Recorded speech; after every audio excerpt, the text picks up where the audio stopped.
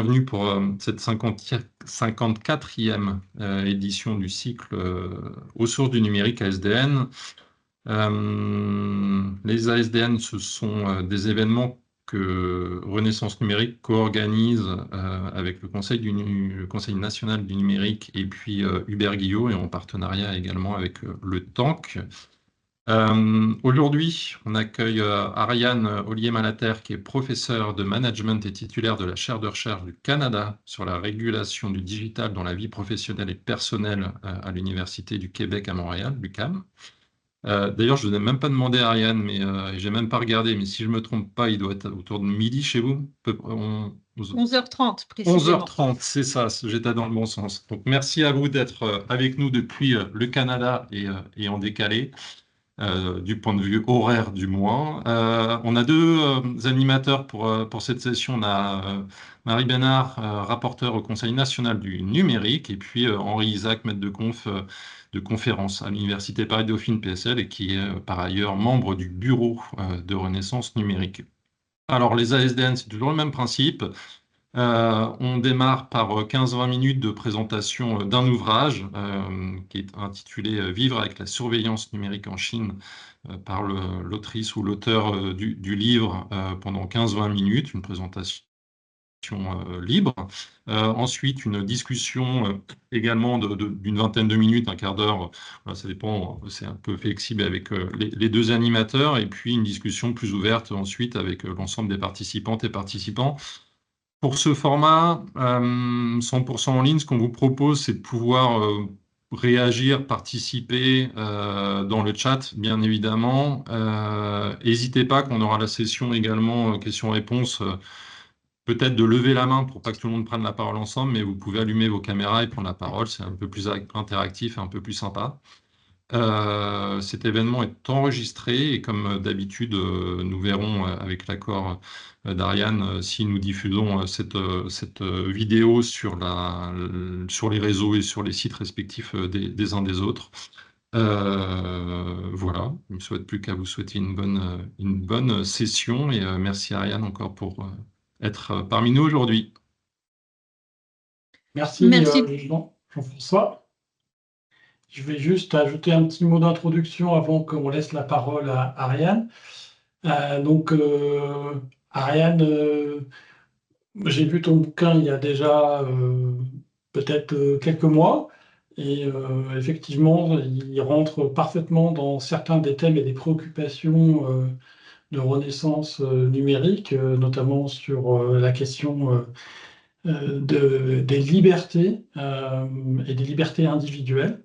Et ton ouvrage a retenu mon attention. Alors, il y a un certain nombre de sujets que je connais, sur lesquels tu travailles depuis de nombreuses années, qui sont les questions de vie personnelle, vie professionnelle. Et il y a quelques années, quand on travaillait dans la même école, tu étais déjà sur des sujets d'introduction du numérique et comment le numérique venait perturber ces questions de frontières, vie personnelle, vie professionnelle.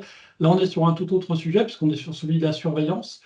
Et donc, je vais te laisser la parole pour que tu nous présentes ce travail de recherche que tu as mené en Chine. Et donc, sans plus tarder, je te laisse la parole avant que nous revenions, Marie et moi, avec des questions sur cette recherche.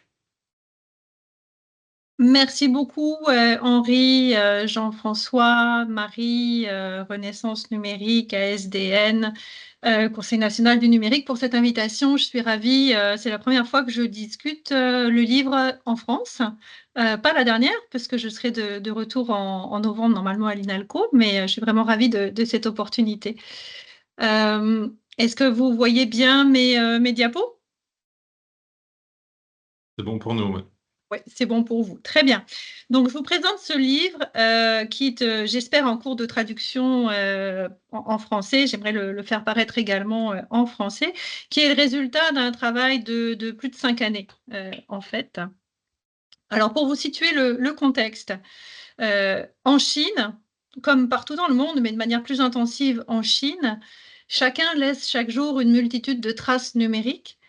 Et c'est lié principalement au fait qu'il y a des super plateformes, des plateformes intégrées telles que WeChat, qu'on utilise aussi bien pour téléphoner, texter, envoyer des messages audio, vidéo, que pour consulter l'actualité, publier sur les médias sociaux, se divertir. Il n'y a pas que WeChat, hein, il y a aussi Weibo, TikTok, etc. C'est utilisé pour travailler beaucoup plus que le mail, que le courrier électronique, de manière surprenante peut-être. C'est utilisé pour appeler un taxi, les transports en commun, bien sûr acheter toutes les choses en ligne, pour réserver des spectacles, même pour partager des additions au restaurant. Les mendiants ont des codes QR, vous pouvez donner de l'argent dans la rue par WeChat. Également pour accéder aux services publics, même payer vos impôts, vos factures d'électricité. Donc, en fait, il y a presque plus d'argent liquide. En Chine, il n'y a guère que les personnes très âgées ou les étrangers qui n'ont pas pu se faire virer de l'argent sur WeChat ou Alipay qui utilisent encore de l'argent liquide. Donc, tout est traçable. Il y a également des caméras de reconnaissance faciale dans de nombreux espaces publics, semi-publics, même les halls d'entrée d'immeubles. Et presque toutes les transactions sur Internet nécessitent un enregistrement sous son vrai nom. Donc, on présente son téléphone portable, sa pièce d'identité, et on est enregistré sous son vrai nom. Donc, il n'y a vraiment pas d'anonymat quand on navigue en ligne ou qu'on achète des choses. En plus de ça, il y a les systèmes de crédit social dont on a beaucoup parlé en Occident, souvent de manière un peu erronée. Donc, au niveau de certaines municipalités, et puis il y a des plateformes commerciales, par exemple, effectivement, Alibaba, Sésame Crédit, vous pouvez avoir un score. Donc, je ne détaille pas ici toute l'architecture de la surveillance en Chine, mais j'ai un chapitre, le chapitre 2, où je retrace l'historique de la surveillance en Chine, et puis la façon dont elle est opérée, donc à la fois par le bas, c'est-à-dire le grid management, la police de voisinage locale, et puis tous les projets par le haut, c'est-à-dire le Golden Shield, le Police Cloud, et puis les autres. Donc, je vous renvoie à ce chapitre où on pourra en discuter. Mais les questions qui m'intéressent dans ce travail, porte vraiment sur la façon dont les gens vivent, dont les gens ressentent cette surveillance. Donc, elle porte sur les imaginaires de la surveillance chez les citoyens chinois, à l'intersection des champs de recherche de la surveillance, de la vie privée, des études d'Internet et puis de la sinologie. Ce sont des questions toutes simples, en fait, très pratiques. Dans quelle mesure est-ce que les citoyens chinois remarquent la surveillance numérique? Qu'est-ce qu'ils en savent? Parce que c'est souvent très opaque.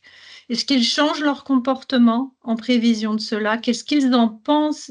Quel sens est-ce qu'ils lui donnent? Comment est-ce que le contexte historique, socio-économique, politique peut façonner leur discours? Et puis, qu'est-ce qu'ils ressentent comme émotion du fait de leur exposition à la surveillance? Alors, ce livre, 5 ans de travail, ça a été une aventure pour moi. Comme tu l'as rappelé, Henri, je ne suis pas une sinologue. Je n'étais pas non plus à l'origine dans le champ de la surveillance. Ma formation est en sociologie, en gestion, en psychologie. Ce que j'avais, par contre, c'est 20 ans d'expérience de conduite d'entretien dans différents pays. Ça m'a beaucoup aidé. Donc, j'ai planifié 2 ans avant un congé sabbatique. J'ai obtenu des invitations dans des universités pour donner des conférences et conduire la recherche, et donc un visa de recherche. J'ai pris des cours de mandarin, pas assez. Il faut plusieurs années quand même pour être au point, mais ça m'a aidé. Et j'ai adopté une perspective émique, c'est-à-dire essayer de comprendre ce qui se passe en Chine de l'intérieur pour réduire au maximum les biais eurocentriques qui nécessairement sont les miens puisque je suis française et canadienne. Donc, j'ai pris une décision peut-être inhabituelle pour une chercheuse. J'ai commencé par en fait un voyage en solo, sac au dos, sur une des routes de la soie de Pékin à Kashgar. Donc, je suis allée dans le Xinjiang aussi. Et j'ai commencé un journal d'observation, j'ai pris des notes avant de commencer proprement dit les entretiens. J'ai aussi adopté une approche inductive, c'est-à-dire que je n'ai lu toute la littérature, toutes les recherches contemporaines sur la Chine qu'après avoir conduit les entretiens et après même les avoir codés. Parce que je ne voulais vraiment pas arriver avec des catégories préétablies qui viendraient de la littérature européenne ou américaine. Je voulais partir de ce que les gens là-bas me disaient. J'ai adopté une approche analytique polycontextuelle, donc en portant attention à plusieurs niveaux de contexte. Vous reconnaîtrez peut-être Maurice Sellier, c'est une approche française, ce cadre-là. Donc, mon travail de terrain était qualitatif.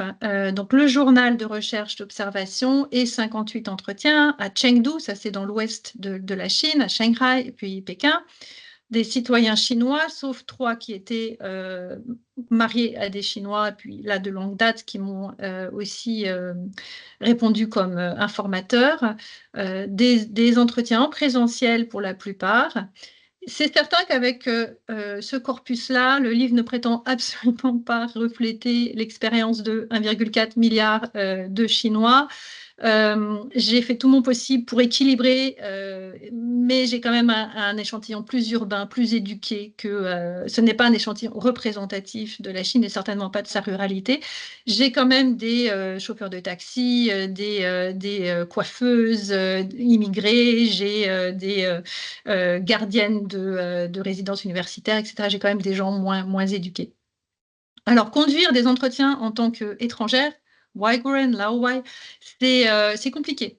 J'en ai conduit la moitié avec des interprètes qui étaient des étudiants doctorants chinois, l'autre moitié sans interprète parce que les gens insistaient qu'ils voulaient le faire en anglais, donc c'est ce qu'on a fait, et puis quelques-uns en français. Ça a posé bien sûr beaucoup de défis. Ça a l'air simple hein, de dire qu'on va aller écouter ce que les gens vous disent, qu'on ne va pas porter de jugement, on ne va pas interférer, mais dans les faits, quand on a beaucoup de surprises, ça demande une vraie discipline. Je pourrais vous parler, s'il y a des questions là-dessus, de la navigation des sujets sensibles, c'est-à-dire quand même beaucoup de choses en Chine, de l'autocensure, du discours politique, et puis des mesures que j'ai prises pour essayer de protéger les participants, les interprètes, les collègues des risques politiques. Donc passons aux principaux résultats. Ce que j'ai mis à jour, c'est un système cohérent de récits moraux, donc de narratifs moraux, qui, pris ensemble, présentent la surveillance comme une solution indispensable aux problèmes de la Chine. Donc, on a d'un côté 3 récits très angoissants sur les failles morales, rien de moins que ça, hein, les failles morales de la Chine. Et ces récits produisent de la honte, de l'angoisse, de la peur. Et à ces récits répondent 2 récits rédempteurs qui agissent comme une antidote, si vous voulez. Ce sont des récits de protection numérique qui viennent combler les récits de manquements moraux. Excusez-moi. Donc, concernant les récits de failles morales, le premier, c'est le manque de qualité morale en Chine, c'est-à-dire que beaucoup de gens déploraient que leurs concitoyens ne respectent pas les règles, ce qui, en fait, oblige, selon les gens, oblige le gouvernement à traiter les gens comme des enfants, vraiment, donc à surveiller les règles et à les punir pour assurer le progrès moral. Le second, c'est le discours sur le siècle des humiliations par les puissances étrangères. C'est un discours très classique, là, tous les sinologues l'ont identifié, combiné à la crainte persistante d'être attaqué, notamment par les musulmans. C'est ce que les sinologues appellent la culture de l'insécurité ou le complexe de civilisation. Ça, c'est Jean-François Billetter. Je dois dire que les sinologues francophones, j'apprécie vraiment leurs travaux. Et ça va de pair avec l'impératif de faire revivre l'ancienne civilisation chinoise et d'acquérir une reconnaissance internationale. Et le troisième narratif que je vais vous détailler un peu plus, c'est la vie privée comme servant à cacher des informations honteuses, comme étant suspectes. Alors, vous comprenez bien qu'avec ces narratifs de failles morales, on peut voir la surveillance numérique comme apportant une solution.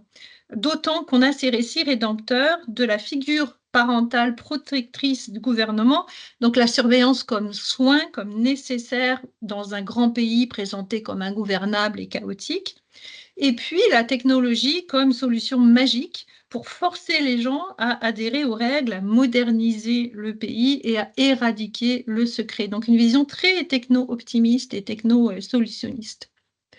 Pour vous détailler juste un de ces 3 narratifs, la vision de la vie privée en Chine est un petit peu différente de ce qu'on connaît en Occident. Protéger sa vie privée est souvent vu comme suspect. C'est-à-dire que si vous voulez protéger votre vie privée, c'est que vous avez des choses honteuses à cacher, vous voulez sauver la face. On se protège en plus davantage des groupes sociaux auxquels on appartient, c'est-à-dire la famille, les superviseurs, les collègues, que des entreprises ou du gouvernement. Ça, on observe ça aussi en Occident, mais c'est quand même beaucoup plus marqué en Chine à cause de l'importance énorme du jugement social. Donc, une protection plus horizontale que verticale. Cet extrait-là que vous voyez dans QQ, donc ça, c'est comme une sorte de WhatsApp, il n'y a pas beaucoup de monde, et puis c'est des gens qu'on connaît bien, on essaye de se comporter comme une bonne personne, parce que ça, c'est les gens qui vont vous juger et qui peuvent impacter votre respectabilité. Dans WeChat, bon, c'est déjà un peu plus gros, on peut être soi-même en petit groupe. Sur Weibo, personne ne te connaît, alors on ne s'inquiète pas. Sauf que Weibo, ben, c'est comme Twitter, il y a quand même un enregistrement sur nom réel. Donc, personne ne te connaît, on ne s'inquiète pas, mais tout est retraçable. Tout vous revient quand même, mais ça, ce n'est pas ce qui les inquiète. Donc, la surveillance est associée à des effets positifs, comme éradiquer les secrets immoraux. Et puis, la surveillance étatique n'est peut-être pas vue comme une menace et une intrusion au même degré que dans d'autres pays. Mon second grand ensemble de résultats, c'est que oui, d'un côté, au niveau cognitif, on a ce système cohérent de récits moraux, mais d'un autre côté, sur le plan plus émotionnel, sur le plan plus corporel aussi, le fait de faire face à la surveillance, ça suscite un poids mental et émotionnel très palpable. C'est-à-dire que les gens développent des tactiques mentales pour essayer de se persuader qu'ils ne sont pas eux-mêmes objets de la surveillance, que ça ne les concerne pas, qu'ils ne sont pas à risque. Ils expriment des réticences, des objections, et puis il y a toutes sortes de tactiques d'autocensure et de manifestations d'autocensure. Alors ça, je voudrais le développer un petit peu plus avec vous. Les tactiques mentales pour se dissocier, se distancer de la surveillance, j'en ai identifié 4. La première, c'est de mettre la surveillance sous le tapis, en minimisant, en ignorant, en normalisant, en redéfinissant. Par exemple, on m'a affirmé que personne ne regarde les caméras. Les caméras sont là, mais vraiment, il n'y a personne pour les regarder. On m'a affirmé qu'on pouvait ignorer les caméras. Oui, c'est vrai, mais je choisis de l'ignorer. La normalisation très présente. En Chine, tout le monde partage les informations, c'est normal parce que ça nous rassure, ça fait un environnement plus sécuritaire. Ou ce que j'appelle des redéfinitions. Vous voyez, par exemple, moi, je suis libre, je peux partir à l'étranger, je peux faire ce que je veux, mais les gens qui travaillent pour le gouvernement, eux, ne sont pas libres. Ou alors, moi, je suis libre, mais avant, dans le temps, on était moins libre. Ou des redéfinitions plus radicales. Par exemple, en Occident, vous n'êtes pas libre. La soi-disant liberté doit être fondée sur la sécurité. Vous avez de la drogue, vous avez des fusils, donc vous n'êtes pas libre. Une autre tactique de dissociation de la surveillance, c'est de voir la surveillance comme ciblant les autres. Parce que moi je ne suis pas une grosse légume. L'expression en anglais, c'est « I'm a small potato ». Mes données personnelles à moi, ça n'a pas d'intérêt. Ou alors, moi, je suis une bonne personne. La surveillance, c'est pour les criminels. Une autre tactique, c'est de se mettre des œillères, c'est-à-dire, pour le moment, je ne m'en occupe pas. Dans ma vie quotidienne, il n'y a pas de conséquences. Par exemple, cette personne qui dit « c'est la nature humaine, quand ça viendra, nous y penserons », pas quand c'est loin de nous. Vous me direz qu'en Occident, parfois aussi, on raisonne comme ça. Et puis, s'en remettre au fatalisme, WeChat, Alipay savent où et combien je dépense, c'est inévitable. Donc, je m'en fiche. À côté de ces tactiques de dissociation, j'ai quand même… Donc, les tactiques de dissociation, c'est presque 9 personnes sur 10 qui en ont mentionné. Et j'ai près de la moitié des gens qui ont exprimé aussi des émotions très négatives, comme de l'aversion, du malaise, de la frustration, des craintes, de la peur, de la colère. Vous voyez, cette personne qui s'est même énervée, qui dit « je déteste le contrôle, les gens ne peuvent pas être contrôlés ». Cette autre qui me dit « je me sens comme une souris de laboratoire dans une expérience ». Cette autre personne qui dit « j'avais acheté un livre qu'on ne peut pas acheter en Chine, mais à Taïwan, ma mère m'a demandé de le jeter. Pourquoi? Parce qu'elle a vécu la grande révolution culturelle. Ils ont peur. » Et puis, une conscience quand même aiguë des abus possibles de la surveillance. De manière intéressante, les gens réagissent assez différemment quand on parle de surveillance généralisée, c'est-à-dire qui s'applique à tout le monde, par exemple les empreintes digitales à l'aéroport. Si c'est la même chose pour tout le monde, ça ne me fait pas de tort. Alors que quand on leur parle de surveillance qui pourrait s'appliquer à eux, personnellement, là, c'est quelque chose qui suscite beaucoup plus de résistance. Ce que j'ai essayé de faire dans ce livre, c'est de désoccidentaliser les recherches sur la vie privée et sur la surveillance, parce qu'elles sont actuellement quand même concentrées beaucoup en Amérique du Nord et puis en Europe, en montrant que les récits sur la surveillance numérique en Chine sont systémiques et polycontextuels, c'est-à-dire qu'on ne peut pas comprendre les attitudes des citoyens chinois si on ne comprend pas l'histoire. Ça ne date pas d'hier, la surveillance en Chine, ils y sont quand même très habitués. Donc, il faut comprendre l'histoire, il faut comprendre le contexte économique, sociopolitique, il faut comprendre le contexte culturel. Et ce sont des récits profondément moraux. Ce qui fait que la normalisation de la culture de la surveillance, ça c'est les travaux de David Lyon, puis la culture de la surveillance, c'est quelque chose de mondial, s'inscrit en Chine dans des schémas culturels et nationalistes qui sont très ancrés. Donc les pratiques historiques de surveillance, ce que les sinologues appellent la mémoire nationale. Alors attention, ça n'est pas l'histoire nationale, c'est la reconstruction de l'histoire nationale, donc le siècle des humiliations entre autres. Des significations péjoratives attribuées à la vie privée et l'emphase mise sur la surveillance horizontale pour sauver la face, donc on se soucie moins du gouvernement et des grandes entreprises. Et puis une vision techno-nationaliste de la technologie. Je pèse mes mots, ça peut vous sembler exagéré, mais vraiment, on m'a parlé tout le temps de civilisation, Wei-Ming, Bu Wei-Ming, la force civilisatrice capable de moraliser la société et de prouver la valeur du modèle chinois, de la civilisation chinoise. Ce que je mets en lumière, c'est le paradoxe de la surveillance. Donc, des gens qui, d'un côté, disent « Je comprends très bien pourquoi il faut de la surveillance en Chine, je l'approuve. » Donc, ça, c'est la surveillance comme soin. Mais en même temps, je ne veux pas être surveillée. Vous voyez, donc sur le plan émotionnel, des gens qui essayent de convaincre qu'ils ne sont pas surveillés ou de le mettre à distance. C'est un livre sur la Chine, mais en même temps, ça invite les lecteurs à un examen critique d'autres contextes, parce que vous comprenez bien que si en Chine, les attitudes se comprennent au regard du contexte chinois, mais c'est pareil en France, c'est pareil au Canada, c'est pareil dans d'autres pays. Donc, je pense qu'on aurait tous intérêt à procéder à un examen critique de nos contextes et de nos imaginaires de la surveillance, puisque bien entendu, la surveillance est quelque chose qui est présent aussi dans nos démocraties libérales occidentales et dans d'autres pays du Sud global. Donc, c'est sur cette invitation que je vous laisse. J'en profite pour vous dire que pour cet événement, Routledge nous offre un petit geste commercial. Donc, vous avez le code ici pour vous procurer le livre. Et si, comme je l'espère, cette introduction vous en a donné envie. Et puis, j'arrête le partage d'écran. Merci Ariane. Donc Marie et moi, on a préparé un certain nombre de questions à la lecture de ton ouvrage, et sans tout dévoiler, pour inviter les auditeurs de cette session à se plonger dedans. Moi, j'ai une première question. Pourquoi as-tu choisi le niveau des perceptions des individus sur un sujet, la surveillance, où les perspectives de recherche sont plutôt la fabrique des infrastructures et le déploiement des infrastructures? Pourquoi ce centrage sur les individus? Eh bien, écoute, finalement, la réponse est dans la question, c'est justement parce que tu as bien raison, on a énormément de recherches sur la façon dont la surveillance est opérée.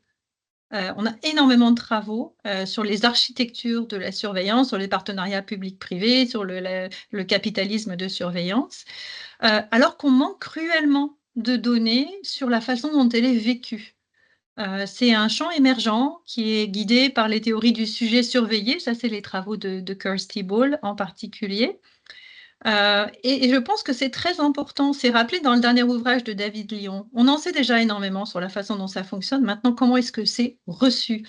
Et puis aussi, tout simplement, parce que je m'intéresse aux gens et j'ai toujours voulu comprendre comment les gens vivent et voient le monde. Marie, je te laisse. Merci Ariane. Moi, j'aurais une deuxième question. Pourquoi est-ce que vous avez choisi de mener cette recherche sur la surveillance en Chine, malgré les défis, j'imagine, qui se sont imposés à vous en tant que chercheur occidental? Et quelle stratégie vous avez utilisée pour mener à bien votre enquête de terrain dans un environnement qui est, j'imagine, assez complexe? Oui, effectivement, pourquoi faire simple quand on peut faire compliqué? Pourquoi aller en Chine? Ça fait 15 ans en fait que je travaille sur les médias sociaux, Facebook en particulier, la collision des identités personnelles et professionnelles sur Facebook. Et ça fait presque autant d'années qu'on me dit « tu devrais aller voir en Chine », parce qu'en Chine, il y a des super applis, il y a des médias sociaux qui sont très en avance sur ce qu'on a nous, qui sont beaucoup plus intuitifs, agréables à utiliser, beaucoup plus granulaires aussi. C'est un autre niveau. Et puis, depuis quelques années aussi, on parlait beaucoup, de plus en plus des systèmes de crédits sociaux, sociaux, avec des informations très contrastées, souvent erronées. En Occident, on présentait ça comme une nouvelle concrétisation de Black Mirror. Donc ça m'intéressait, ces systèmes de crédits sociaux, parce que c'est à la fois complètement logique dans le contexte historique, technologique et sociopolitique chinois, et en même temps, on voyait bien déjà que c'était un objet de fantasme pour les Occidentaux, et donc ça m'intéressait d'aller voir ça de plus près. Alors comment j'ai fait? En fait, ça a été beaucoup de préparation. Je vous dirais que j'ai fait comme les Chinois. Au départ, je m'étais dit, bon, j'aurai jamais de visa de recherche sur des questions comme ça, donc je vais y aller en touriste, et puis je verrai ce que je peux faire sur place. J'en ai parlé à des collègues chinois qui m'ont dit non, tu ne peux pas faire ça, parce qu'au bout de 3 entretiens, là, il y a quelqu'un qui va te dénoncer, tu vas être vue comme une espionne, tu vas te retrouver invitée à boire le thé, ça ne va pas bien se passer pour toi. Donc, j'ai changé d'optique. J'ai fait des démarches officielles. J'ai eu des invitations officielles dans des universités. J'ai demandé un visa de recherche, évidemment en évitant des termes trop politiques pour décrire le projet, mais c'est comme ça qu'on fait en Chine. J'avais toujours eu la présence de doctorants chinois pour la moitié des entretiens, mais donc, vous voyez, pour attester que c'était effectivement une recherche académique. En même temps, j'ai pris des libertés, c'est-à-dire que j'avais toutes les assurances officielles, mais j'ai fait un voyage personnel sur une des routes de la soie, y compris au Xinjiang, pour lequel je n'avais pas de visa. Et j'ai pris de la liberté dans les questions de mon guide d'entretien. Ça, c'est l'immense avantage quand on fait des entretiens, c'est qu'on n'a pas des questions d'enquête qui, elles, sont censurées à l'avance. Hein. Mais quand on fait des entretiens, on peut ajuster ces questions. C'est ça la nature d'un entretien qualitatif. Donc, ça m'a donné de la liberté. J'ai pris des précautions pour protéger les participants. Vous savez, on a des comités d'éthique en Amérique du Nord, donc c'est vraiment très important d'assurer ça. Par exemple, je n'ai jamais demandé les noms et les coordonnées des gens que j'ai interviewés. Je n'ai pas, pour la plupart, leurs noms ou leurs coordonnées. Je ne serais pas capable de les recontacter. Et j'ai demandé à mes collègues et à mes interprètes d'effacer les messages parce que nécessairement, pour prendre des rendez-vous, il faut quand même des coordonnées. Mais je leur ai demandé d'effacer tout ça. Et chaque soir, j'envoyais mes enregistrements audio et mes notes électroniques. J'envoyais tout ça sur OneDrive. J'avais quelqu'un ici qui les récupérait, qui les effaçait de OneDrive. Moi, j'effaçais tous mes documents. Donc, chaque soir, finalement, on effaçait toutes les traces tout en les ayant sauvegardées à l'étranger. Et puis, j'ai beaucoup utilisé mes doctorants chinois en dialoguant, en négociant aussi avec eux. Donc, après un entretien, je leur demandais, bon, comment ça s'est passé? Est-ce que tu penses qu'il ou elle a dit ce qu'il pensait vraiment? Pourquoi pas? Comment est-ce qu'on pourrait reformuler cette question-là? J'ai l'impression que cette question-là, elle n'est pas passée, elle a bloqué. Est-ce que c'est pas clair ou est-ce qu'il faut le dire autrement? Puis, je leur demandais, est-ce que c'est correct pour toi? Est-ce qu'on est trop politique? Jusqu'où est-ce que ça va? Et puis, c'était de la négociation. Il y a eu des moments, il y a eu un entretien en particulier qui s'est mal passé. Et là, voilà, d'un commun accord avec le doctorant, on a dit, bon, on va y aller plus tranquille. Donc, j'ai dû accepter sur 2-3 entretiens d'avoir des questions plus faciles. Et après, on a repris confiance, on a recontinué. Mais il y a tout un ensemble de stratégies, je pourrais revenir aussi s'il y a d'autres questions. Moi, j'ai une question, Ariane, tu t'es intéressée aux émotions et au travers des récits que tu as pu capter. Est-ce que tu pourrais, au vu de tes résultats, conclure sur les effets des politiques de surveillance sur les individus? Est-ce que tu as des conclusions où tu te dis, voilà, les politiques de surveillance, elles produisent ça sur les individus? C'est compliqué. J'aimerais vraiment pouvoir répondre de manière plus affirmative. Moi, personnellement, pour avoir fait tous ces entretiens en face à face et avoir absorbé les émotions et le langage corporel vraiment très prononcé de ces participants, je suis intimement persuadée que la surveillance a des effets néfastes. C'est quelque chose c'est quelque chose que je crois fondamentalement et que j'explique parce que d'une part, il y a un effort cognitif constant. Il faut pouvoir mesurer ce qu'on peut dire, ce qu'on peut faire, quand, où, avec qui. Est-ce que ces personnes aient de confiance? Est-ce que là, je devrais mettre mon téléphone dans le frigo avant de continuer à parler? Et d'autre part, le fait de ne pas pouvoir dire, justement, le fait de refouler, le fait de ne pas pouvoir exprimer ses opinions, sa frustration, son inquiétude, sa peur, sa colère, ça suscite une énorme tension. Mais là où j'hésite à répondre de manière complètement affirmative, c'est que je ne suis pas psychanalyste, hein, que je n'ai pas accès à l'intimité psychique des personnes. On travaille en technologie sur la lecture des brain waves. Hein. Peut-être qu'un jour, je ne suis pas sûre de le souhaiter, mais peut-être qu'un jour, on pourra vraiment avoir accès à l'intimité psychique, mais là, ce n'était pas mon cas. Ce que je peux vous dire, c'est que je l'ai ressenti très vivement et que ça s'est vraiment inscrit dans mes propres réactions corporelles quand je travaillais sur mes matériaux, sur mes cahiers. Je ressentais encore toute cette tension, toute cette angoisse, tout ce refoulement de manière vraiment palpable. Toujours sur le rapport aux émotions, en lisant votre ouvrage, il me semblait que vous souligniez un décalage entre ce que les Chinois pensent de la surveillance, qui est vue comme nécessaire, vous l'avez dit, et les émotions qu'ils ressentent et les stratégies d'évitement qu'ils mettent en place, donc cette forme de tension entre ces deux pans. Qu'est-ce que les personnes interrogées et qu'est-ce que les Chinois ressentent de cette tension? Qu'est-ce qu'ils pensent de cette tension psychologique qu'ils ressentent plutôt? Et plus largement, quelle est la place de ces émotions dans la société et dans la politique chinoise? Donc, comme je vous l'ai expliqué, je n'ai pas gardé les coordonnées de mes participants et même si je l'avais fait, en fait, je me serais bien gardée de leur envoyer le livre parce que je ne voudrais pas, évidemment, que ça puisse être retracé. Donc, je ne peux pas leur demander, à part vraiment 2-3 personnes avec qui je suis restée proche et puis j'ai d'autres canaux de communication, je ne peux pas leur demander vraiment ce qu'ils en pensent.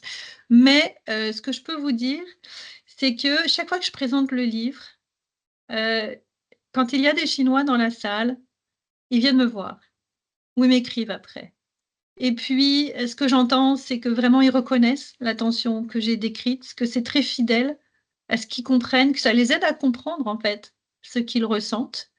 Et puis, que c'est très fidèle à ce qu'eux ont pu observer ou à ce qu'eux expriment et m'écrivent que les analystes sont justes et qu'elles sont nuancées. Donc ça, évidemment, c'est rassurant. Je pense qu'ils se retrouvent dans ce que j'explique. Alors, la place des émotions en Chine. Bon, la société chinoise met beaucoup l'emphase sur la science, finalement presque, vraiment beaucoup plus que chez nous. L'emphase sur la science, sur la rationalité, sur la technologie, sur l'efficacité, tout ça c'est vu comme des vecteurs de civilisation et de progrès moral. On a un gouvernement extrêmement efficace. Ils font des plans, ils les appliquent.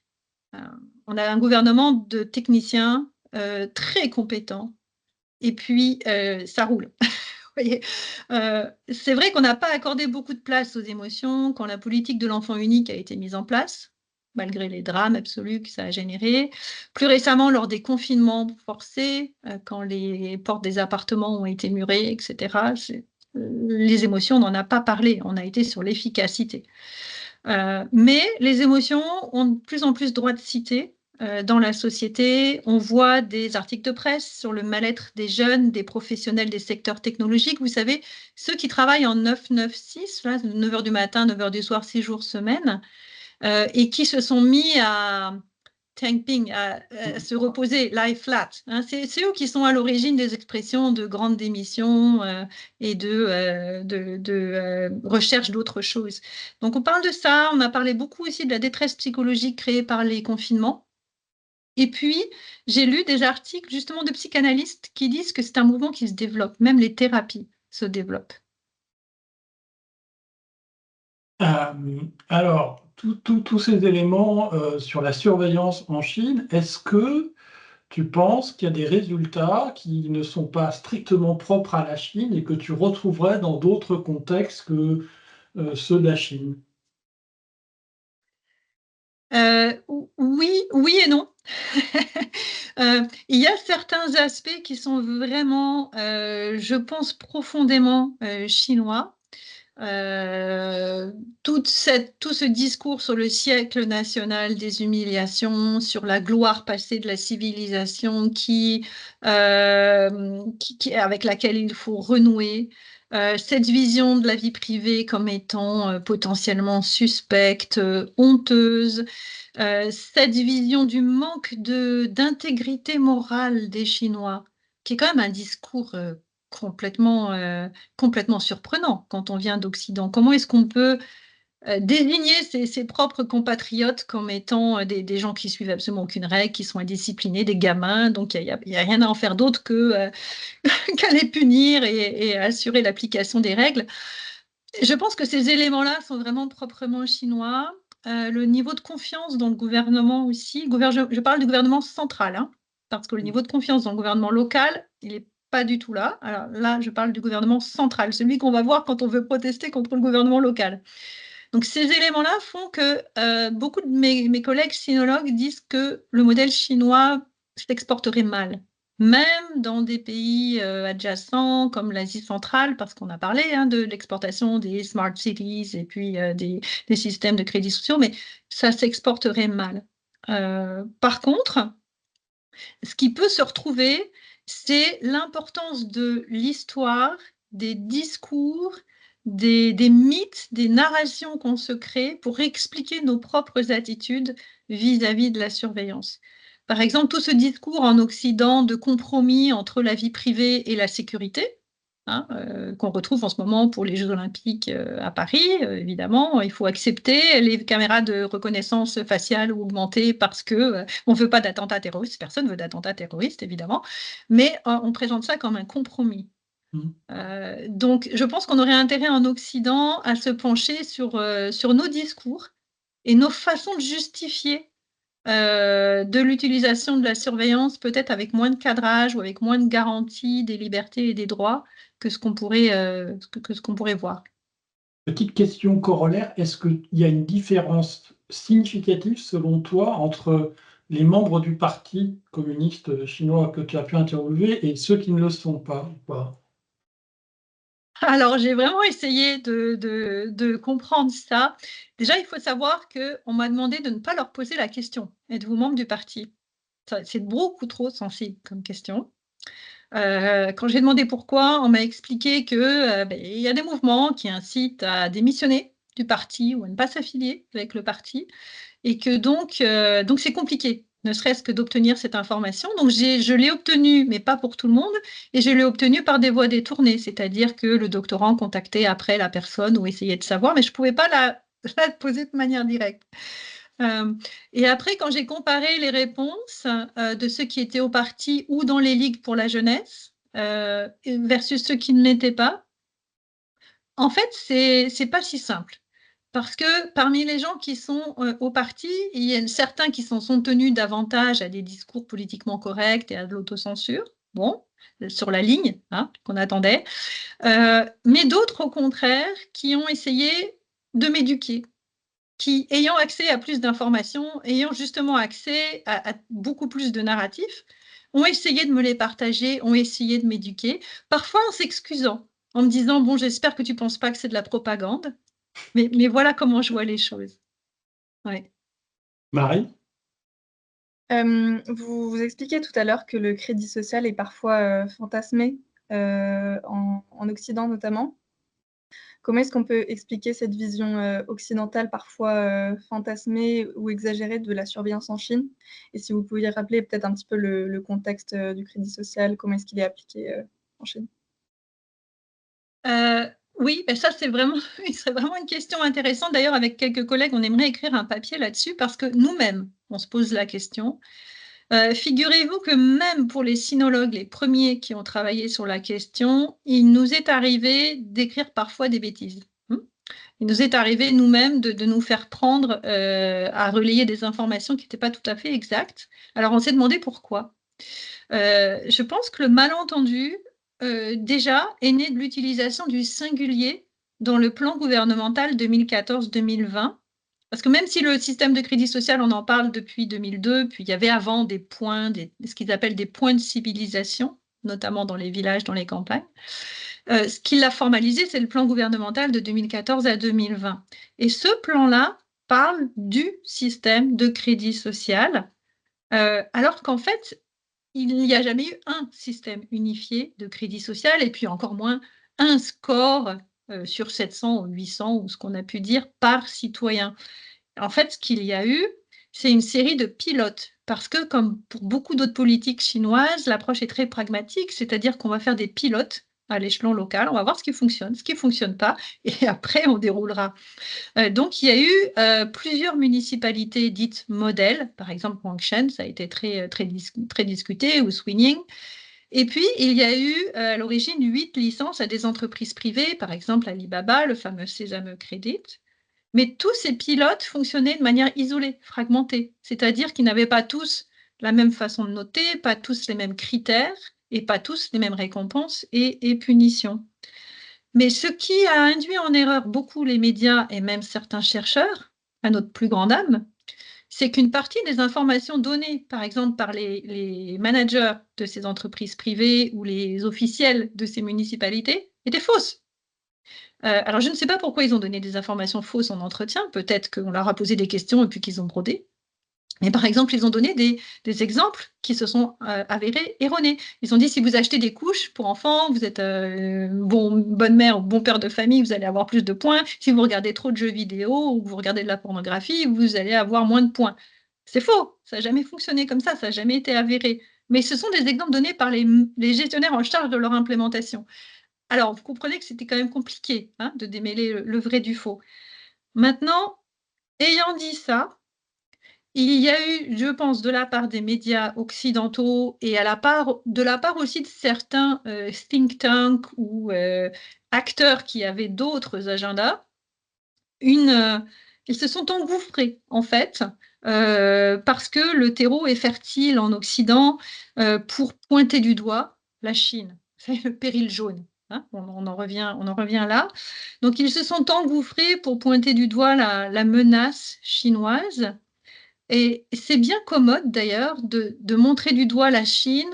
Parfois, on montre du doigt les régimes autoritaires. On parle de la Chine, la Russie, l'Iran. En gros, c'est toujours les autres.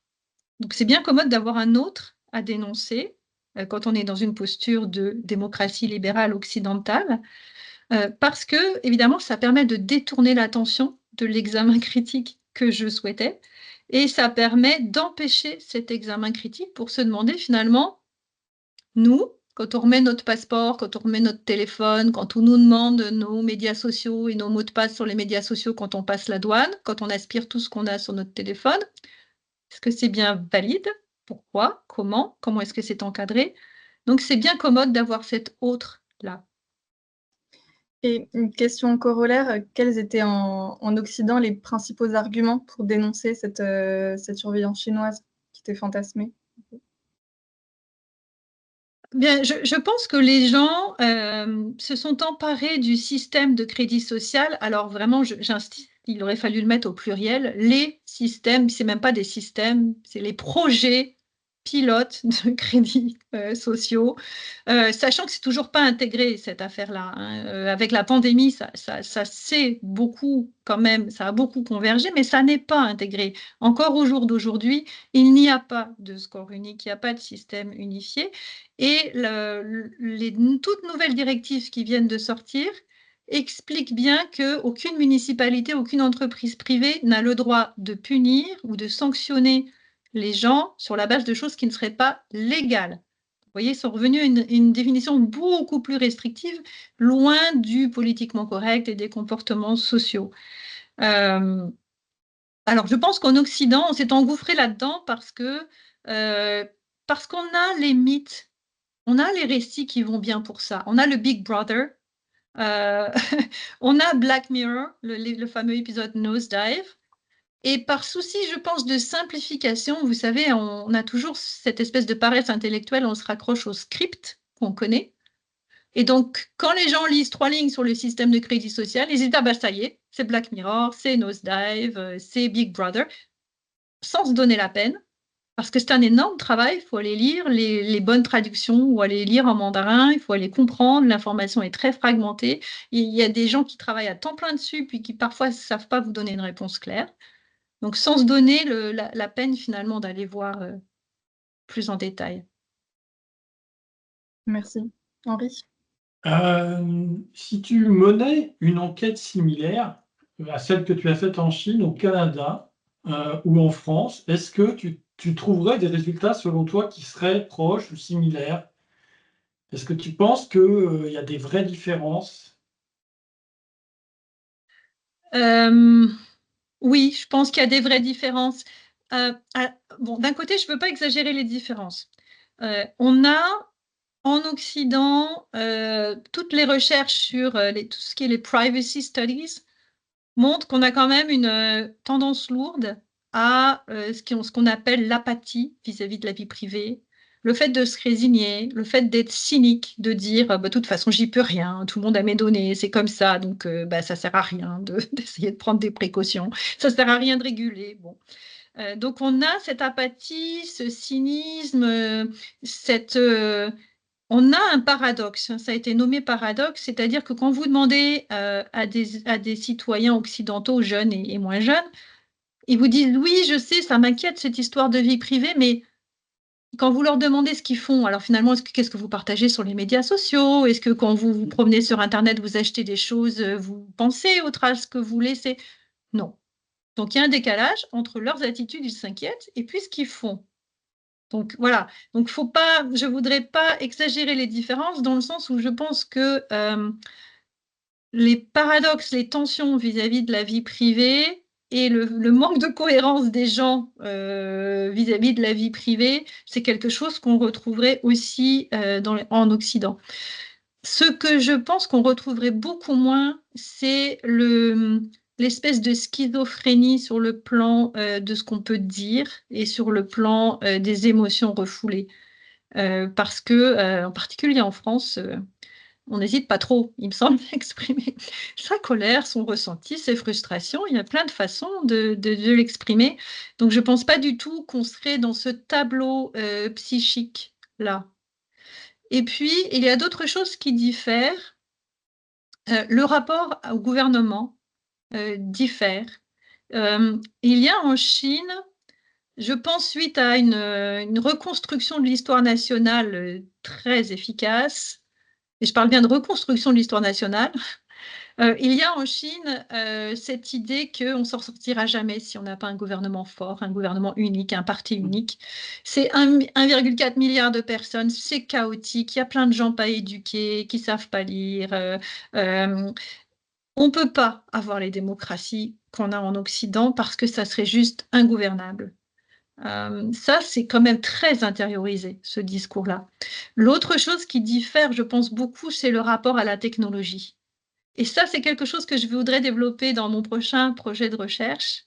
Moi, je suis une fan de science-fiction. Je ne sais pas s'il y en a d'autres ici qui aiment la science-fiction, mais j'ai remarqué que la façon dont on dépeint les robots, les intelligences artificielles, les agents intelligents dans les romans de science-fiction chinois, c'est quand même assez différent des romans de science-fiction américains ou européens.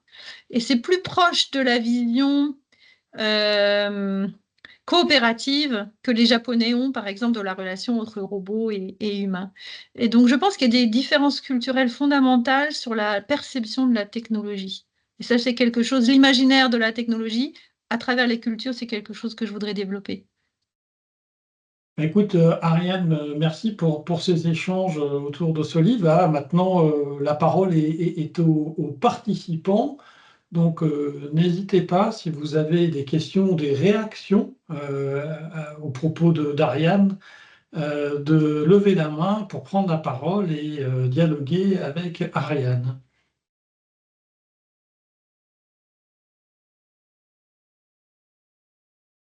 Bon, moi, je vais lancer les hostilités totalement amicales avec Ariane parce que je n'ai pas lu votre livre, Ariane, mais dans une autre vie, j'ai travaillé sur des imaginaires technologiques pendant de longues années. Et du coup, ce que vous me dites, enfin ce que vous nous dites, pardon, je l'ai tellement personnalisé que je dis ce que vous me dites, mais non, vous adressiez à tout le monde ici présent. Ça m'a ramené à ces travaux et en fait, dans les travaux qu'on a pu développer, notamment avec quelqu'un qui s'appelle Pierre Musso, avec qui j'ai travaillé de nombreuses années, on a travaillé sur des imaginaires à différentes échelles sociales, donc individuelles, niveau micro, niveau méso, avec des groupes plus ou moins gros, et échelle macro. Puis on travaillait sur une autre échelle qui était celle de l'échelle de temps, dans un temps très court, donc le temps présent, un temps moyen qu'on peut discuter, puis un temps très long qui est celui vraiment de l'histoire longue. Et donc, ça nous donne une matrice, hein, un tableau avec d'un côté les échelles de personnes et de sociétés, et l'autre l'échelle temporelle. Et ce qu'on essayait de faire, je ne sais pas si on l'a très bien fait, mais on essayait de faire, c'était de voir les liens et les passages, voir les bifurcations, par exemple, entre une représentation à l'échelle individuelle dans un temps très court, à celui d'une échelle macro et d'un temps long, qui fait référence au mythe, en fait. Et vous avez parlé de mythe. Et du coup, je trouvais ça extrêmement intéressant que vous nous disiez, moi je m'intéresse en fait plutôt à l'échelle individuelle parce qu'on a déjà beaucoup de travaux au niveau des structures, donc pour moi je l'identifiais plutôt à l'échelle méso.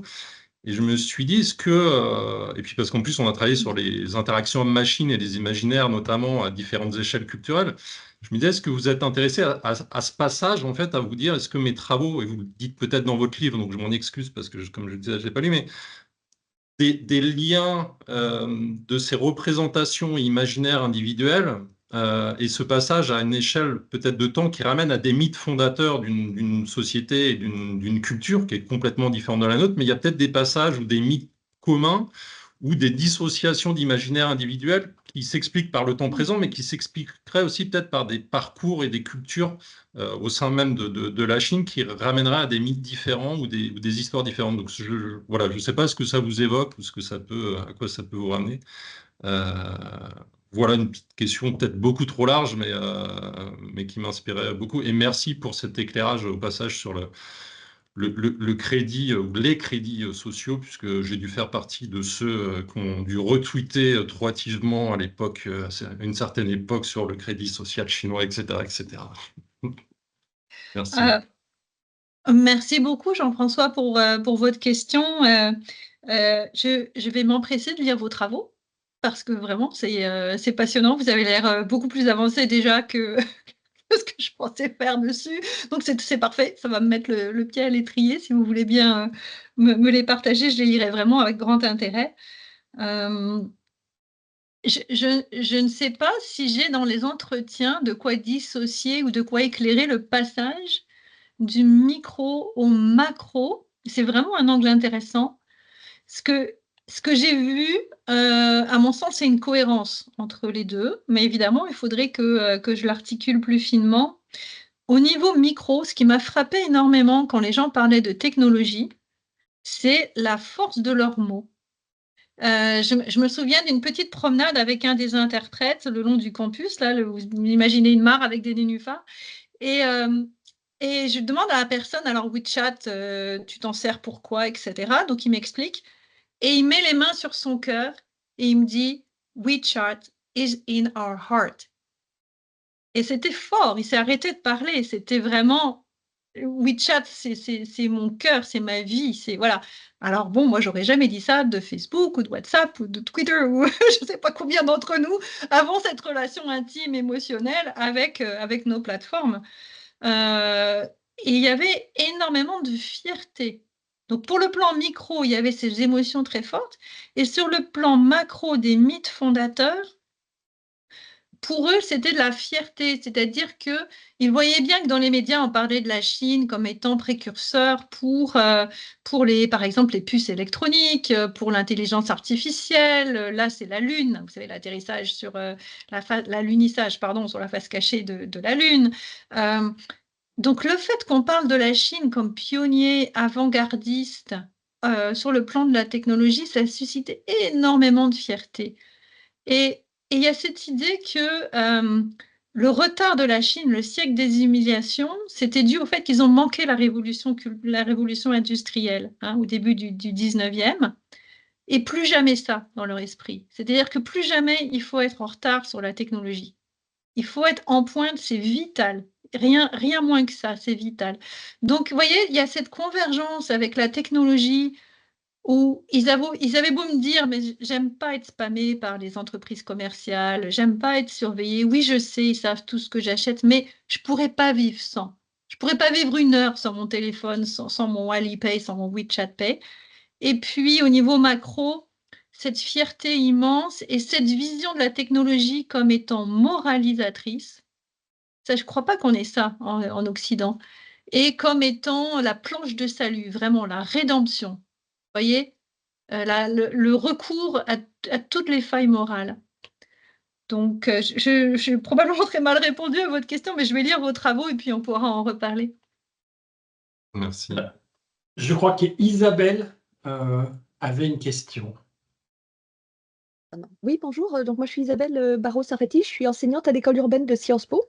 Merci d'abord pour cette intervention qui était vraiment très intéressante. Moi, ce qui m'intéresse, c'est notamment la question des smart cities. Donc, moi, j'aborde la ville par le prisme des acteurs. Donc, c'est vrai que dans les années 2010, pour moi, la smart city, elle était plutôt le fait d'acteurs comme IBM ou comme Cisco. Et puis ensuite, on a vu plutôt l'émergence des plateformes. Et il me semble qu'on est passé d'un modèle qui était entre guillemets celui de la smart city à celui plutôt d'une ville saisie par le numérique qui est d'abord opérée par des plateformes, en fait. Et du coup, la question que je me posais, il y en a deux finalement. Il me semble qu'en France, quand on pose la question des plateformes, c'est la question de la régulation des plateformes par les pouvoirs locaux ou les pouvoirs par l'État en France, sachant qu'on n'est pas sur les mêmes, je dirais les mêmes nationalités, les mêmes échelles. Et puis, l'autre sujet, c'était la question des super apps. C'est-à-dire que moi, la question que je me pose, c'est est-ce qu'effectivement, demain, on aura un agrégateur de bouquets de services qui pourra tout faire? Et donc, il y a quelques années, je regardais les super apps en disant, bah, finalement, c'est ce qui va arriver. En réalité, ils n'ont pas l'air d'arriver. Voilà, donc qu'est-ce que... Enfin, pardon, ma question n'est pas très claire, mais dans quelle mesure, en fait, ce modèle des super apps est ou pas exportable en France et quid de la régulation des plateformes en Chine versus en France? Alors, merci beaucoup pour cette question. Ça me permet d'abord de faire un pas de côté. Le mot smart cities, safe cities, c'est les deux mots qui sont employés généralement. Ce sont des mots extrêmement normatifs. Ce sont des mots qui transpirent déjà des récits et qui transpirent des récits de sécurisation et de techno-solutionnisme et de techno-optimisme. Parce que quand on parle de ville intelligente, vous voyez tout de suite qu'on est dans une projection positive. On ne parle pas de ville surveillante. Hein, ça, tout de suite, ça ouvrirait la porte à d'autres régulations, à d'autres interrogations. On verrait tout de suite les problèmes éthiques, moraux qui peuvent se poser, parce que les villes intelligentes sont des villes surveillantes. Ce sont des villes dans lesquelles on collecte des données extrêmement détaillées, extrêmement nombreuses sur tout le monde, de façon à pouvoir réguler. Donc bien sûr, il y a des avantages, optimiser le trafic, on a tous vu ces clips promotionnels sur le fait que les ambulances peuvent rapidement acheminer des patients aux hôpitaux parce que les feux sont coordonnés, etc. Donc bien sûr, il y a des avantages à ça, mais ce sont des villes policières, surveillantes. Donc, j'attire votre attention sur le langage. Smart cities, safe cities, d'accord, c'est un parti pris, c'est un langage politique. Donc, oui, effectivement, ce sont des opérateurs technologiques, notamment ceux qui produisent les caméras de reconnaissance faciale, qui opèrent les villes intelligentes en coordination avec les municipalités. Ça peut être extrêmement poussé. Par exemple, il y a des travaux au Xinjiang qui expliquent que les caméras sont bien sûr autour de chaque mosquée, mais aussi dans tous les endroits publics et parfois même dans les chambres à coucher des gens. Hein, voilà, ça peut aller jusque-là. Le Smart City, le Safe City. Donc, c'est une conjonction évidemment du gouvernement local et puis des opérateurs technologiques. Sachant que en Chine, il y a des réglementations sur la protection de la vie privée. La loi la plus récente, la Personal Information Protection Law, la PIPL, on la compare au GDPR. Donc, elle est très aboutie. Ils ont étudié le GDPR de très près. Donc, cette réglementation est très détaillée, très encadrante, mais elle encadre essentiellement les entreprises privées. C'est-à-dire que le gouvernement peut toujours Et je ne dis pas que les gouvernements occidentaux ne le font pas, hein, mais le gouvernement peut toujours, quand il est question de sécurité nationale, avoir accès à toutes les données qu'il estime nécessaires. Et la question sur les super apps, à ma connaissance, c'était le projet d'Elon Musk de bâtir quelque chose qui puisse rivaliser avec WeChat. C'est extraordinaire, WeChat, hein. Je ne sais pas si vous l'utilisez. Moi, j'ai eu grand plaisir à l'utiliser en Chine. C'est vraiment formidable en termes de facilité d'utilisation. C'est beaucoup plus granulaire en plus que ce qu'on peut avoir. Par exemple, on peut partager des informations seulement pour quelques jours ou seulement pour quelques mois. C'est beaucoup plus facile, tout ce qui est gestion de à qui est-ce qu'on partage une information pour combien de temps. Donc, ces applications-là sont formidables. Mais évidemment, le niveau de granularité qu'elles permettent pose d'énormes soucis pour le respect des libertés et des droits privés. Imaginez, si vous louez un Vélib ou l'équivalent du Vélib avec quelqu'un que vous traversez la ville, on va savoir, parce que vous avez tous les deux payé sur la plateforme, on va savoir avec qui vous avez pédalé, d'où à où, quand. Pareil, quand vous partagez une note au restaurant, on va savoir avec qui vous avez mangé, ce que vous avez mangé. Bon, ça, on s'en fiche un peu, mais avec qui, quand, combien de temps, comment vous avez partagé l'addition. Si vous prenez un taxi, on saura aussi à quelle heure vous êtes rentré, d'où à où vous êtes. Tout est traçable. Donc, ces super apps, j'ai vu qu'il y avait des personnes de la CNIL qui étaient enregistrées pour ce webinaire. Ces super apps posent d'énormes problèmes de régulation. Plus l'information est centralisée, plus il est facile de l'agréger.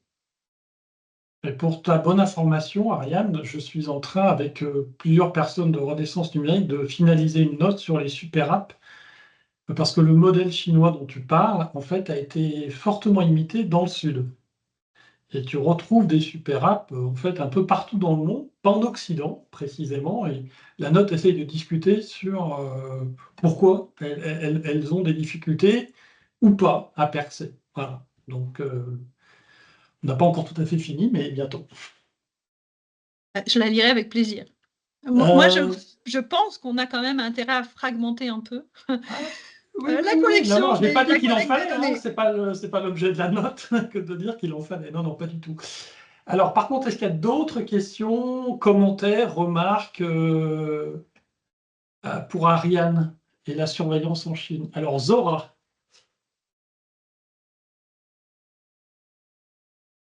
Si vous pouvez allumer votre caméra. Voilà.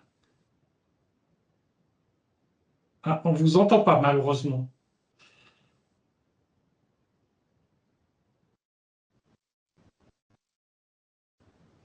Non. Non, on ne vous entend pas. Donc, s'il y a une autre question, alors Régis.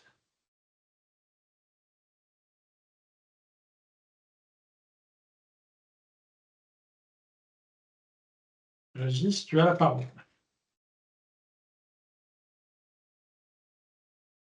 On ne t'entend pas non plus, Régis, si tu es en train de parler.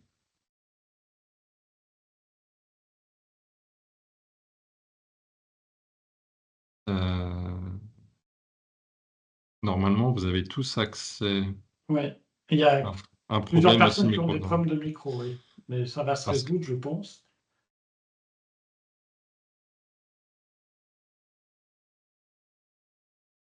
On peut prendre les questions sur le chat aussi. Oui, alors, moi, j'avais une question quand même sur, est-ce qu'il y a des travaux, à ta connaissance, Ariane, sur cette question des efforts cognitifs que produisent les individus pour gérer précisément toute cette question de qu'est-ce que je mâche, qu'est-ce que je révèle, comment je gère ça? Est-ce qu'il y a un champ de recherche sur cette question-là qui mesure l'effort cognitif que ça représente pour les individus? C'est fort possible. Je n'en ai pas connaissance. En particulier, je n'ai pas lu de travaux sur cet effort cognitif en Chine. Ok. Mais si quelqu'un dans l'auditoire en a connaissance, là, c'est aussi quelque chose que je lirai avec grand intérêt.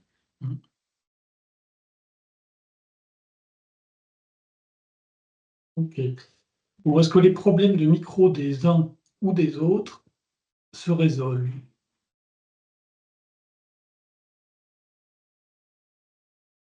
Alors, Zora. Oui, moi, Oui. vous m'entendez, ça y est? Oui, ça y est. Problème résolu, merci beaucoup. Donc, je vous disais merci beaucoup pour votre intervention, c'était vraiment passionnant. Et j'ai une question qui est issue donc aussi d'une expérience personnelle. J'ai vécu pendant 6 mois en Corée du Sud et j'ai remarqué justement, comme vous l'évoquiez, cet attachement vraiment fort à une entreprise en particulier et à un système de messagerie. Donc, en Corée du Sud, c'était Kakao. Et c'est vrai que ça fait vraiment écho à cette expérience et je me demandais, est-ce qu'il y aurait un lien, par exemple, avec la pensée de Confucius et cet attachement justement, on sait donc que la pensée de Confucius a navigué entre la Corée et la Chine, et cet attachement, par exemple, à ces grandes entreprises, ou sinon, comment est-ce que vous pourriez l'expliquer, si c'est quelque chose sur lequel vous avez travaillé? Vous faites un lien intéressant. Euh, je pense que l'attachement des gens à ces messageries-là, c'est le fait qu'en fait, et ça c'est pas seulement en Chine et en Corée, c'est le fait qu'on a tout notre monde social et émotionnel dans la poche ou dans la main. C'est-à-dire que quand on a un smartphone et puis ces applications-là, on est à un texte ou un message audio de tout ce qu'on aime. Et puis, il y a l'aspect de la facilité, de la commodité. On est aussi vraiment à quelques clics de pouvoir se faire livrer un repas ou d'acheter quelque chose. Enfin, c'est c'est le nouvel oxygène, finalement, quelque part, hein. C'est très difficile de se séparer de son téléphone et de ces applications-là. Est-ce qu'il y a un lien avec la pensée de Confucius? Je ne sais pas. Je ne sais pas. Il y a en ce moment une coexistence très intéressante dans les récits moraux et même dans l'application des politiques de surveillance et de gouvernance en Chine entre d'une part le confucianisme et d'autre part un mouvement assez différent qu'on appelle le légalisme. Donc, si je veux schématiser, puis vous me pardonnerez, là évidemment c'est très schématisé, euh, Confucius appelle à l'autorégulation, c'est-à-dire qu'il faut que chacun connaisse sa place dans la société et puis respecte le père de famille, le supérieur, le gouvernant, voilà, parce que c'est quand chacun connaît sa place dans la société qu'on va atteindre l'harmonie et la stabilité sociale. Donc, mais c'est de l'autorégulation, c'est-à-dire que oui, il y a des rites qui sont mis en place, il y a des règles pour guider les gens, mais on s'autorégule. Le légalisme, c'est une approche assez différente. C'est une approche qui dit, bon, finalement, les gens sont motivés que par la carotte et le bâton.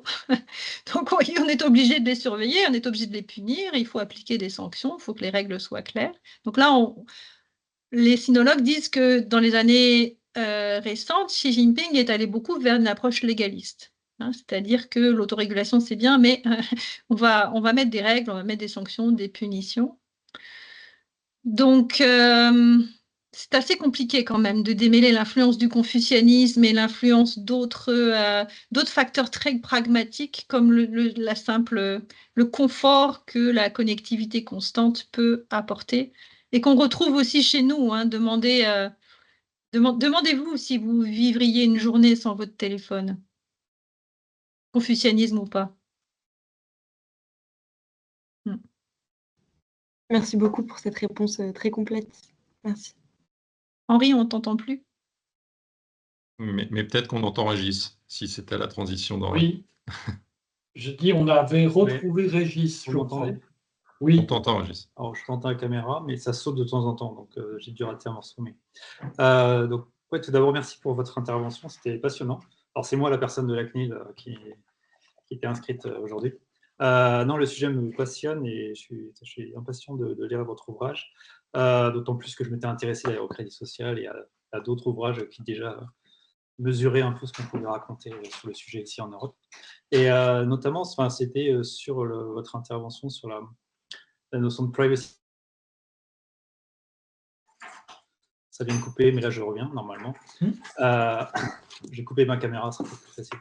Sur la notion de privacy paradox, et justement, c'est que dans une publication précédente, on avait un peu remis en cause cette idée du privacy paradox, qui justement, vous parliez tout à l'heure d'une vision un petit peu normative de la technologie comme étant bonne, on va dire, en Chine, alors qu'à l'inverse, ici en Europe, on a tendance à dire que la technologie est mauvaise de fait, et souvent les jeunes sont les mauvaises personnes qui utilisent de la mauvaise manière des outils qu'on leur donne,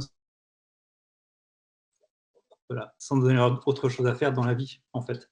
Est-ce que là où on voyait, c'est pas une notion de privacy paradoxe, c'est une notion de composer avec les moyens qui nous sont donnés pour produire une vie sociale sur les outils à notre disposition, avec toujours l'idée que quitter un outil, c'est quitter une communauté de personnes avant tout, quand bien même la policy est bonne ou mauvaise, et on est tous confrontés à cela, moi le premier d'ailleurs. Quand j'ai dit à ma mère qu'il fallait se mettre à Signal, elle a dit non, elle avait déjà eu du mal à se mettre à WhatsApp. Et voilà, ça demande pas mal de choses. Et donc, ma question était sur le rapport entre ce que vous disiez un petit peu, le fait de participer à la société, et est-ce que vous avez pu constater des recréations de nouvelles formes d'intimité, éventuellement non numérique d'ailleurs, pour se soustraire d'une manière ou d'une autre au regard de l'autre, dans une société où il est particulièrement présent. De ce que j'ai pu lire, ça ne date pas du numérique. Voilà, il y a forcément, je reviens sur notre ami Jean-Marc Manac et la vie privée du poème de Vulcan, où il expliquait qu'on va recréer toujours plus loin des espaces d'intimité. Les plus jeunes vont jouer derrière un bosquet. Et voilà. Donc, de fait, ça doit forcément exister en Chine. Et je ne sais pas si vous avez eu l'occasion de pouvoir déceler des pratiques telles parmi dans vos étudiants. Oui, je vous remercie. Question très intéressante aussi. Oui, il y a des espaces d'intimité, ça dépend par rapport à qui. Donc, il y a toujours eu en Chine des pratiques de récréation d'intimité, des pratiques d'autoprotection vis-à-vis du gouvernement. Par exemple, on sait bien quand même que pour que les gens expriment le fond de leurs pensées, il faut les connaître. Il faut avoir montré patte blanche, il faut les connaître, il faut être chez eux. Donc moi j'ai eu la chance d'être invitée plusieurs fois en fait chez les gens. J'ai vu qu'on met les téléphones dans le frigo, c'est pas un mythe. Donc oui, on recrée des espaces d'intimité vis-à-vis du gouvernement, mais ce qui m'a vraiment complètement sidérée, c'est la façon dont ils recréent des espaces d'intimité vis-à-vis de leurs groupes sociaux. Parce que ce qui les inquiète vraiment plus, c'est la famille. C'est la famille qui met son nez partout, qui va vous juger. C'est les amis, c'est les superviseurs, vous voyez, c'est la hiérarchie, c'est les gens qui sont proches et à qui on essaye vraiment de cacher énormément de choses. C'est-à-dire que le nombre de personnes qui m'ont dit bon, moi j'ai un gros problème de santé, mais jamais je le dirai à mes parents, ou qui diront bon, ben, moi si j'ai une rupture amoureuse, je le dis certainement pas à mes parents. Donc ils veulent se cacher de ces gens-là. Et alors la façon qu'ils utilisent est pour moi complètement contre-intuitive et sidérante. Ils utilisent par exemple Weibo, donc l'équivalent de Twitter, parce que là-dessus on peut avoir un pseudonyme. Donc ils vont écrire ce qu'ils ont sur le cœur, ils vont se livrer sur Weibo. Parce que justement, jamais leur mère ne les trouvera ou jamais leur chef ne les trouvera sur Weibo à cause du pseudonyme. Mais ce qui est sidérant pour moi, c'est que sur Weibo, c'est retraçable à leur nom propre. Tout est retraçable à leur nom propre. Donc, vous voyez, l'espace d'intimité, il fonctionne au plan horizontal.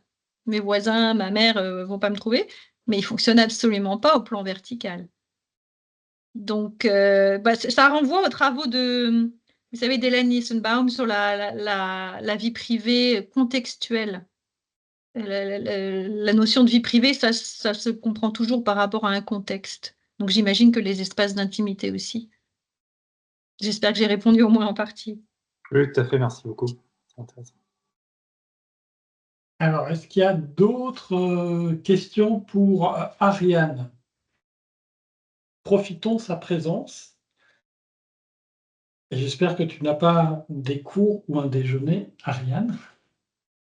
Non, non. Puis si j'ai quelques minutes, je reviendrai sur l'autocensure parce que tu m'as posé la question de quel est le coût cognitif pour les gens, et je pourrais peut-être développer un peu.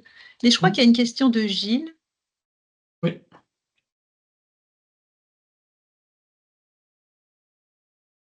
Bonjour, est-ce que vous m'entendez? Oui. Merci beaucoup pour votre présentation. Vous avez beaucoup recueilli de témoignages sur la raison d'être des systèmes, du dispositif du crédit social. Est-ce que vous avez aussi recueilli des témoignages sur l'efficacité? C'est-à-dire des gens qui vous ont dit, d'ailleurs, la preuve, les gens sont mieux éduqués, ou d'ailleurs, la preuve, moi-même, je me tiens mieux qu'avant, ou je me suis retenu de faire telle ou telle chose. Est-ce que, je ne sais pas si vous voyez la différence que je fais, est-ce qu'on vous a parlé de l'efficacité du système? Oui, oui. Et l'efficacité, c'est celle du chat et de la souris. C'est-à-dire que quand on est surveillé, on se conforme. Et dès qu'on n'est plus surveillé, on ne se conforme pas. Pour vous donner un exemple tout simple, j'ai quand même fait des trajets plus longs en bus, etc., sur des autoroutes. Quand il y a une caméra de surveillance, les gens respectent les limites de vitesse. Et puis, dès qu'on sort du champ de la caméra, c'est reparti comme en 40. Et alors, ce qui m'a vraiment étonnée, c'est que quand il y a des policiers en présence physique, ils ne respectent pas les limites. C'est-à-dire qu'on les respecte vraiment que pour les caméras. Parce qu'on sait que les caméras, c'est enregistré, puis ça peut être retracé à la plaque d'immatriculation, etc. Alors que les policiers en présence physique, bah non, ça va avoir beaucoup moins d'impact. Donc, voilà. Et puis, On peut peut-être corrompre le policier. Oui, bien que ça peut être risqué aussi. Et les feux rouges aussi, vous savez, on a beaucoup parlé traverser au feu rouge, et puis si vous traversez, si le piéton traverse quand c'est pas à son tour, on va afficher, ça je l'ai vu, hein, on affiche sa photo, son adresse, son numéro d'ID immédiatement là, comme ça, dans la rue, en grand, parce que la logique, ça c'est une logique vraiment légaliste, c'est-à-dire c'est le public shaming. On expose les gens à la honte publique, on pense que ça va vraiment les dissuader, puis ça les dissuade. Et effectivement, quand il y a ces dispositifs-là, les gens respectent beaucoup plus que quand ils les ont pas. Mais je vous dis, c'est le chat et la souris, c'est-à-dire que c'est comme les recherches sur les styles de leadership autoritaire auprès des jeunes enfants, c'est-à-dire que quand la personne est là avec le gros bâton, ça fonctionne. Quand la personne n'est plus là, ça ne fonctionne plus. Et ça, c'est ce que vous observez ou c'est ce qu'on vous a dit? Est-ce que les gens vous ont dit eux-mêmes, oui, quand je suis surveillé, je fais attention à moi, mais quand je ne le suis plus, je me laisse aller? Oui. C'est ce qu'on vous a dit ou ce que vous avez observé? Oui, non, c'est les deux, en fait. C'est ce que j'ai observé, c'est ce qu'on m'a dit aussi. Les gens parlaient, par exemple, une personne disait, bah, ma mère, elle vient de la campagne, elle ne sait pas bien les feux rouges. Bon, pourtant, ce n'est pas très compliqué, hein, le feu est vert, le feu est rouge. Mais vous voyez, toujours cette présupposition que les gens ne vont pas savoir, que les gens ne sont pas éduqués. Et me dit, ma mère, elle ne sait pas très bien, mais bon, là, elle a compris, quand il y a les caméras, quand il y a les panneaux, elle fait attention. Non, les gens, voilà. Et puis, on m'a mentionné quand même aussi des répercussions très concrètes pas des crédits sociaux, mais des listes noires. Et ça, j'aurais dû vous en parler probablement avant, parce que ça, les listes noires, c'est beaucoup plus présent en Chine, et ça a beaucoup plus de conséquences que les systèmes de crédits sociaux. Par exemple, une personne m'a mentionné que 2 de ses connaissances étaient sur des listes noires. Et ne pouvait plus prendre donc des avions ou des trains à grande vitesse. Et pour une de ses connaissances, la raison était qu'elle avait organisé un festival de musique et que les paroles de certaines chansons n'ont pas plu, n'étaient pas dans la bonne ligne, et que cette personne s'est fait blacklister sans même le savoir, en fait. S'en est rendu compte en essayant après d'acheter des billets. Donc, oui, il y a quand même des répercussions. Merci. Julienne. Oui. Oui, moi j'ai une question sur l'idéologie légaliste dont vous avez parlé, et notamment par rapport à son interaction avec les imaginaires technologiques. Donc d'une part, il y a une sorte de légitimité d'un gouvernement central fort dont vous avez parlé, et de l'autre côté, il y a aussi un imaginaire d'une technologie qui doit se développer le plus possible, donc de manière libre. Et enfin, il y avait un peu une tension entre les deux, donc je voulais avoir, enfin, d'un côté, l'objectif qui peut être poursuivi, mais s'il est poursuivi, l'autre ne veut pas l'être. Et notamment, enfin, c'est une sorte de dilemme qui est ressurgi en 2019 avec l'épisode de la disparition de Jack Ma et de ses déclarations par rapport à Alibaba, etc. Et donc, je voulais savoir si vous aviez quelle perception au niveau de la population il y avait par rapport à ce dilemme-là, et notamment par rapport au crackdown du gouvernement en 2019. Merci. Oui, je pense que vous avez très bien posé la situation. Les gens en ont parlé quand ils ont parlé des développements, de la régulation nécessaire ou pas de l'intelligence artificielle. Donc les gens spontanément m'ont mentionné cet aspect-là. Ce n'était pas dans mes questions, mais en gros pour me dire en Occident, vous êtes timorés. Vous avez peur de la technologie, vous êtes beaucoup trop prudents, et donc vous régulez tout. Et c'est pour ça que nous, les Chinois, on a pris de l'avance, parce que nous, on fait confiance à la technologie. Donc en gros, spécifiquement pour l'intelligence artificielle, le discours que j'ai entendu chez 2-3 participants, hein, je ne veux pas généraliser parce que ce n'était pas dans mes questions, mais le discours c'était nous, on est pragmatique, on développe et puis on verra bien. On n'est pas inquiet sur le fait que l'intelligence artificielle va servir l'humanité. On arrivera toujours à revenir en arrière, à contrôler, mais nous, on y va. Et on y va parce qu'on est optimiste et ça nous donne un énorme avantage. Donc, je pense que vis-à-vis de la technologie, ils ne sont pas en tension, ils sont vraiment dans une logique de laisser ça se développer. Là où il y a tension, c'est quand des acteurs privés, par exemple Jack Ma, acquièrent trop de pouvoir. Voilà, concentrent trop d'attention, trop de pouvoir, pourraient devenir des gens fédérateurs. Là c'est la limite.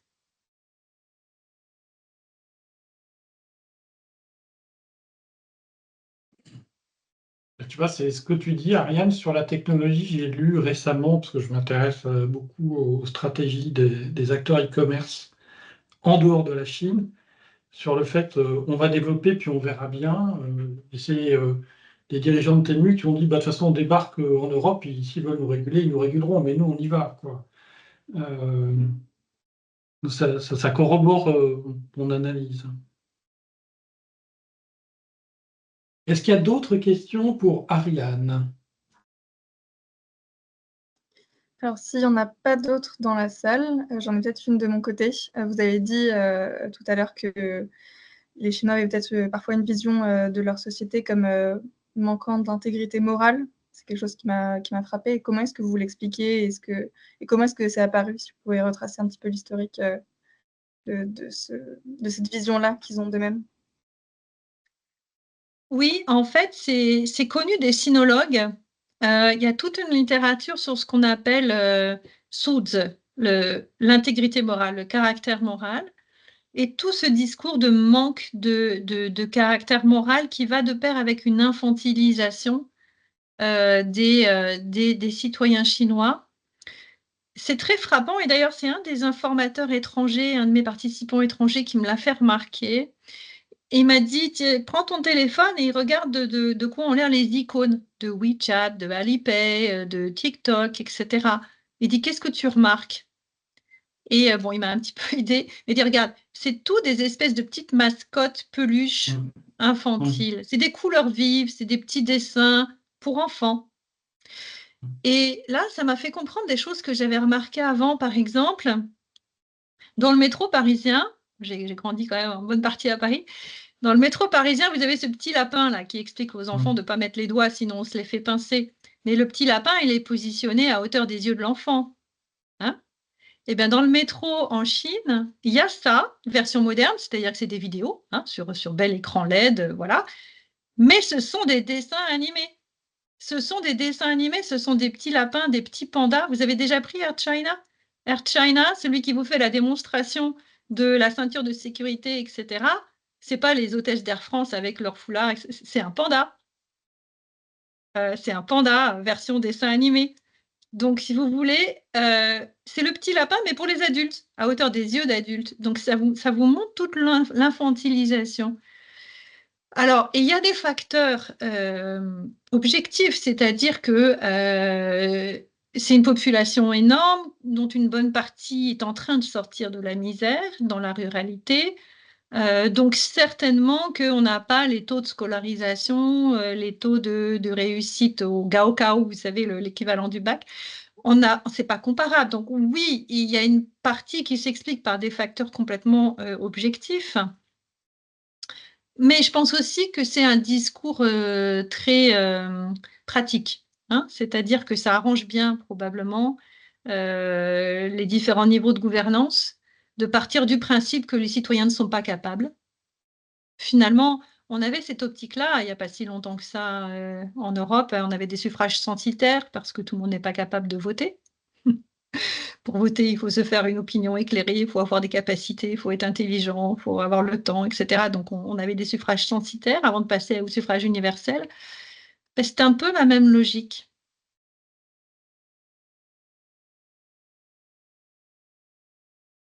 D'accord, merci. Alors, est-ce qu'il y a une dernière question pour Ariane? Il n'y en a pas. Je vais prendre 1 minute, si vous me le permettez, juste pour vous montrer, la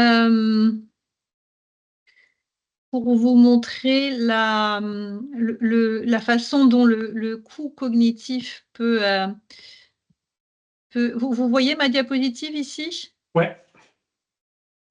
Donc, vous voyez les différentes façons, par exemple, que les Attends, gens là, ont eu. on voit la dernière slide que tu as présentée avec le code promo pour ton livre. Voilà. Là, vous voyez la slide sur l'autocensure? Oui, là, on l'a. Voilà. Donc, les gens ont eu plein de façons de se protéger quand je posais des questions qui ne leur convenaient pas ou qui allaient trop loin pour eux. Ils me disaient, ben, moi, j'ai pas d'éducation, je ne peux pas répondre à ta question, même quand c'était vraiment pas le cas. Ou ils me disaient, ben, moi, les questions politiques, ça me dépasse, je ne sais pas, je ne comprends pas. Ils me disaient, ben, ça ne m'intéresse pas, franchement, la politique, là, ça n'a rien à voir avec moi. Beaucoup de gens qui s'arrêtaient aussi dans les entretiens. Ils commençaient à parler, ils ouvraient la bouche, ils disaient rien. La bouche se fermait, silence. Puis après, ils rouvraient la bouche, ils ravalaient leur salive, ils faisaient... Puis ils me disaient, comment est-ce que je peux dire? Oh, c'est difficile. Ouais, ce genre de choses. Ou alors, ils parlaient d'un coup, il y avait le débit qui s'accélérait, et il me disait quelque chose très vite, très fort, et puis s'arrêtait net. Et puis il me disait, ah mais non, mais non, mais non, c'est pas ça en fait, c'est pas ça, je sais pas comment je peux répondre à ça. Et puis alors il y avait les gens qui s'embarrassaient pas de politesse. J'en ai eu un en particulier qui me dit, bah non, moi je répondrai pas à cette question. Question suivante. Voilà. Et les gens qui me prenaient à partie, qui me disaient, mais cette question-là, je suis membre du PC, tu comprends? Voilà. Donc voilà, je voulais simplement donner ces quelques illustrations pour vous dire comment on met le doigt sur le coût cognitif. Eh bien, écoute, Ariane, je te remercie 1000 fois d'avoir partagé cette recherche qui t'a pris pas mal d'années. J'espère qu'on aura donné envie aux participants de lire cet ouvrage, y compris en anglais, parce qu'il se lit assez facilement, en fait. Voilà, merci encore à toi. Et puis, je ne sais pas si Jean-François, tu as le prochain ASDN à annoncer. Ouais, très rapidement. Merci encore à Ariane pour cette présentation, ces échanges. Merci à toutes et tous d'avoir été là. Un petit rappel, si je ne me trompe pas, le code de réduction du livre sur le site de l'éditeur, j'ai noté, c'est allé vite, c'est SMA 2022, je crois. Mais si jamais il y a un doute, vous nous écrivez et on fera le relais, mais je crois que c'est bien ça. SMA 22. Ah oui, j'ai dit 2022, pardon, merci, 22, effectivement. Et puis vous dire que on accueillera pour l'ASDN 55, c'est le 3 juillet 2024, de 17h à 18h30. On n'a pas le lieu encore, mais dans tous les cas, ça sera en ligne. On accueillera Célia Zolensky et Stefana Broddant autour de leur dernier livre qui est sorti en avril dernier, qui s'appelle Pour une nouvelle culture de l'attention, que faire de ces réseaux sociaux qui nous épuisent. Vous avez le lien d'inscription dans le chat, et puis vous connaissez, on communique sur les réseaux LinkedIn, Twitter, que ça soit du côté du CNUM ou d'une autre, et puis aussi sur nos lettres d'information respectives. Merci vraiment, Ariane, de vous être prêté au jeu. Merci à Marie et Henri qui ont fait un gros boulot de préparation aussi. Voilà, merci à toutes et tous. Et puis, s'il y avait des participantes ou participants chinois qui veulent vous contacter, Ariane, écrivez-nous, on vous donnera le mail, puisqu'a priori, c'est une habitude, voilà, une pratique qui peut se faire. Merci, il est 19h pile. Bonne soirée à toutes et tous et à très vite, notamment pour le prochain ASDN.